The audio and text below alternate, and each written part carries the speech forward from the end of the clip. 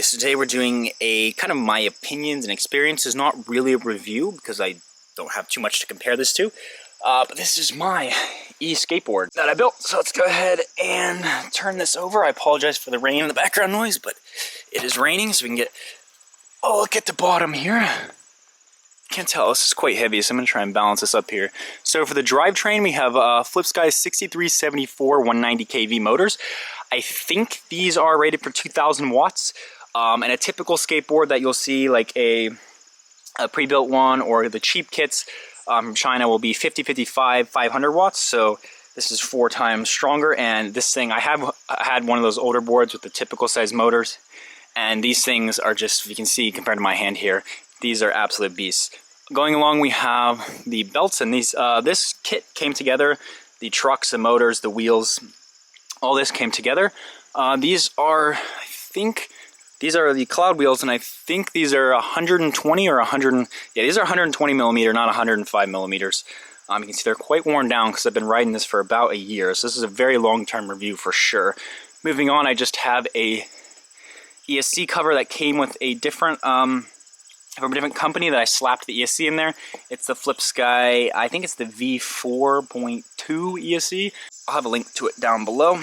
Moving on to the battery, you can see I actually have, let me explain this XT90 situation here. So the battery that I made for this is a 10S2P. I'll put some pictures of it up on screen. Actually, this is the second battery that I've had due to the first one being left on and it drained down to 0, and I was able to recover the cells. However, after that, there's just too much damage and they don't output nearly the same power, so I had to swap that out. As you can see, there is this ESC thing comes with a on-off switch here and a voltage display. However, for some reason, this apparently one day just stopped working, and even though I turned it off, the battery was still connected, and that's how it got drained down to 0.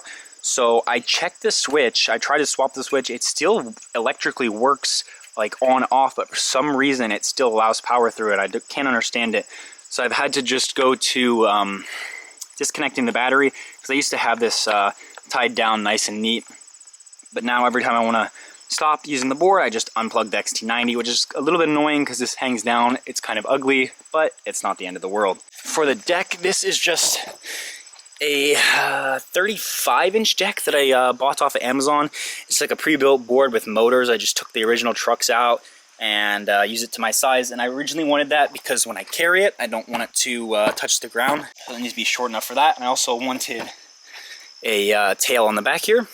And if you can see, I cut the end of the board out here so that when you go ahead and stand on it, run into the motor, if you can see, that's what those cutouts are there for. So I'm going to go ahead and play a bunch of riding footage I've taken over the past year. I've got a little bit of trail footage. I mostly ride this on city roads, smooth pavement, so that's why the wheels are pretty worn down. But I'll go ahead and run that.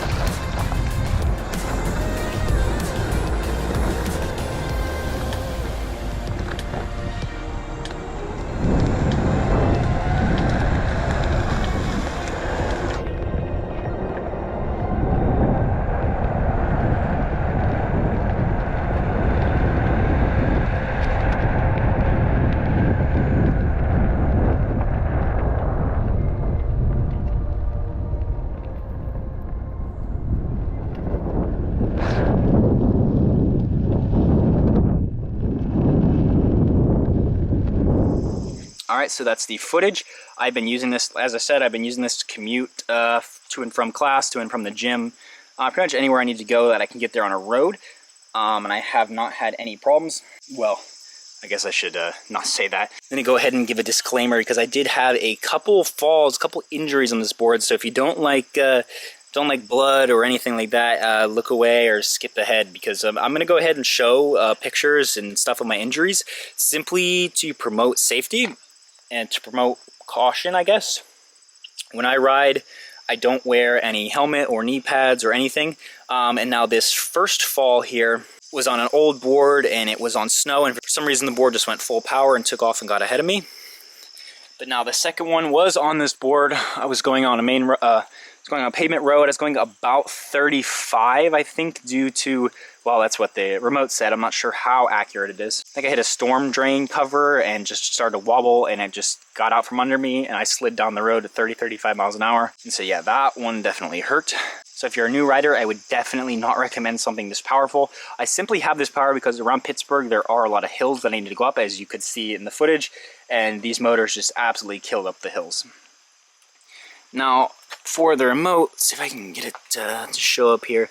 This is the FlipSky V2 remote. You can see it has your, when the board is on, this bar up top will be your voltage. It's just a 0 to 100 bar. We have our voltage of the remote over here. I don't really charge this like ever, like maybe once every 3 months. So the battery in here lasts a long time. So on the left we have high, medium, and low. We have our distance traveled and our current, and then our miles per hour rating. Bottom button, we can see we have our cells. You can set up the different settings, our pole pairs, speed, pulley, wheel diameter, motor pulley, teeths.